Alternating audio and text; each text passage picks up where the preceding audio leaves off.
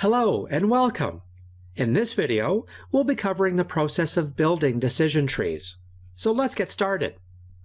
Consider the drug dataset again.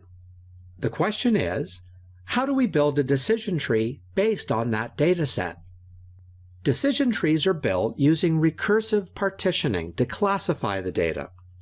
Let's say we have 14 patients in our dataset. The algorithm chooses the most predictive feature to split the data on.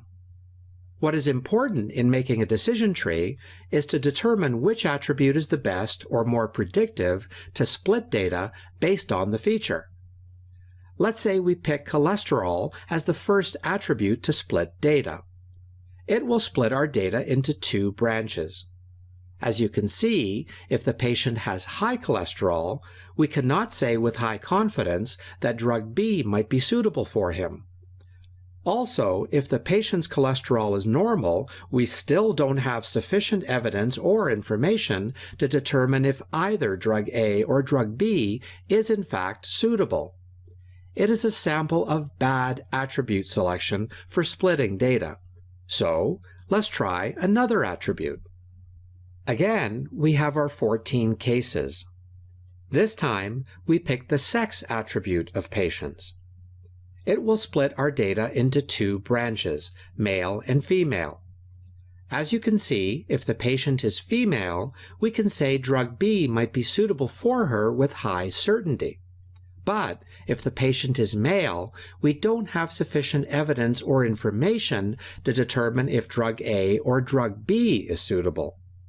However, it is still a better choice in comparison with the cholesterol attribute because the result in the nodes are more pure. It means nodes that are either mostly drug A or drug B. So, we can say the sex attribute is more significant than cholesterol, or in other words, it's more predictive than the other attributes. Indeed, predictiveness is based on decrease in impurity of nodes. We're looking for the best feature to decrease the impurity of patients in the leaves after splitting them up based on that feature. So, the sex feature is a good candidate in the following case because it almost found the pure patients. Let's go one step further. For the male patient branch, we again test other attributes to split the subtree. We test cholesterol again here.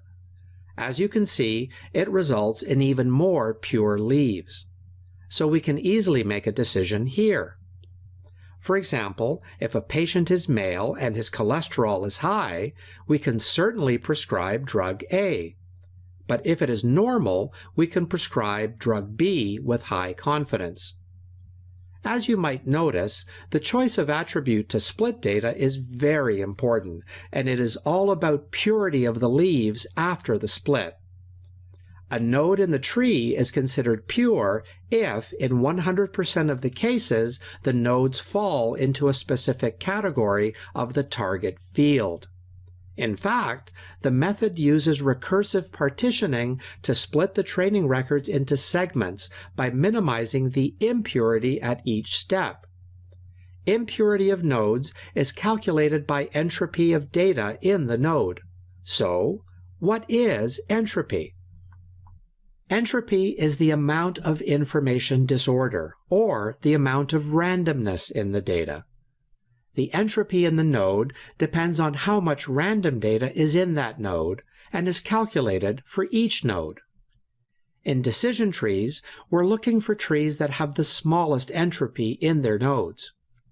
The entropy is used to calculate the homogeneity of the samples in that node.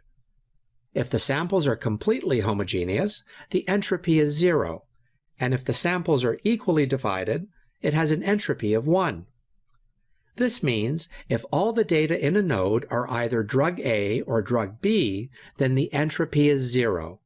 But if half of the data are drug A and other half are B, then the entropy is 1. You can easily calculate the entropy of a node using the frequency table of the attribute through the entropy formula, where P is for the proportion or ratio of a category, such as drug A or B. Please remember, though, that you don't have to calculate these, as it's easily calculated by the libraries or packages that you use. As an example, let's calculate the entropy of the dataset before splitting it. We have 9 occurrences of drug B and 5 of drug A.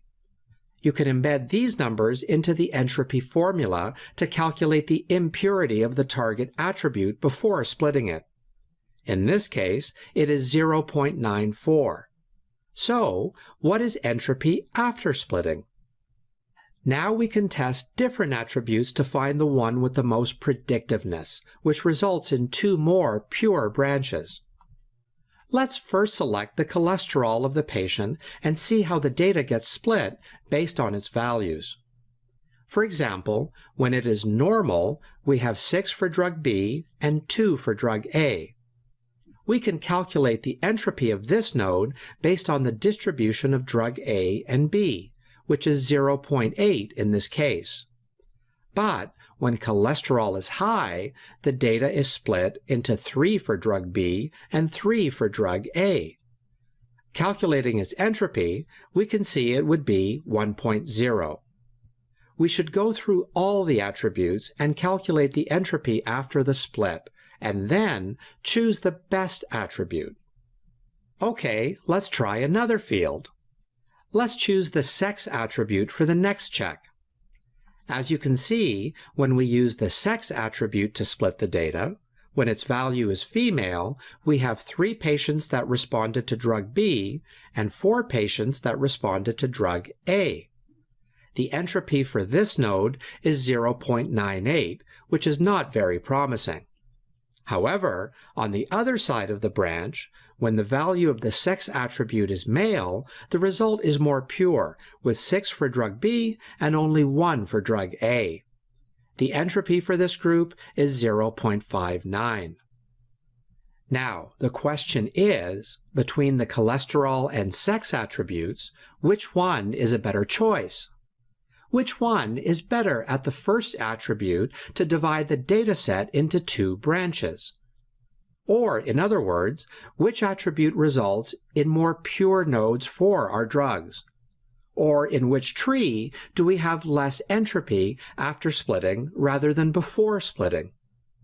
The sex attribute with entropy of 0.98 and 0.59, or the cholesterol attribute with entropy of 0.81 and 1.0 in its branches? The answer is the tree with the higher information gain after splitting. So, what is information gain? Information gain is the information that can increase the level of certainty after splitting. It is the entropy of a tree before the split minus the weighted entropy after the split by an attribute. We can think of information gain and entropy as opposites. As entropy, or the amount of randomness, decreases, the information gain, or amount of certainty, increases, and vice versa. So, constructing a decision tree is all about finding attributes that return the highest information gain. Let's see how information gain is calculated for the sex attribute. As mentioned, the information gain is the entropy of the tree before the split minus the weighted entropy after the split. The entropy of the tree before the split is 0.94. The portion of female patients is 7 out of 14, and its entropy is 0.985.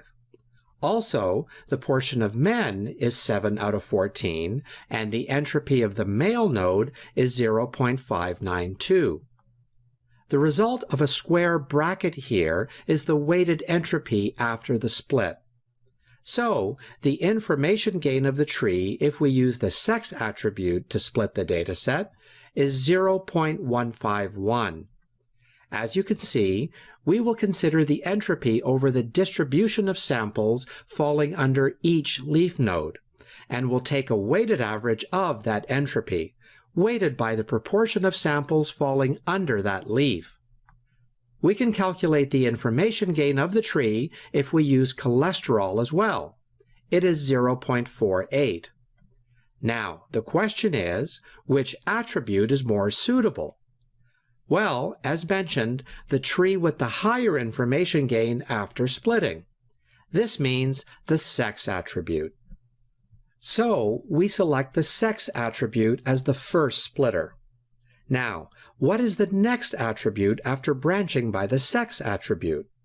Well, as you can guess, we should repeat the process for each branch and test each of the other attributes to continue to reach the most pure leaves. This is the way you build a decision tree. Thanks for watching.